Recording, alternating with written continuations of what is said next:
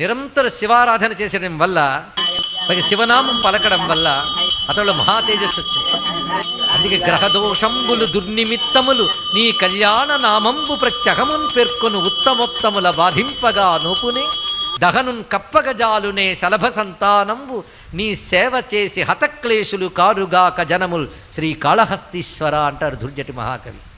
దీని అర్థం ఏంటంటే గ్రహదోషాలు అలాగే ఏవో దౌర్భాగ్యాలు అని ఏడవడం కాదయ్యా, నిత్యం ఎవడు శివారాధన చేస్తాడో వాడి గ్రహదోషాలు ఏమీ చెయ్యలేవు, దుర్నిమిత్తాలు ఏమీ చెయ్యలేవు.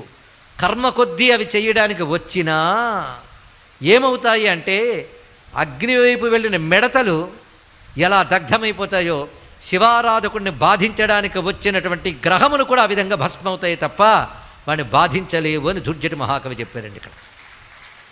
అంతే కదా, అలాంటి వాడి మీద ప్రతికూలాలు ప్రయోగించిన అనుకూలంగా మార్చేస్తాడు.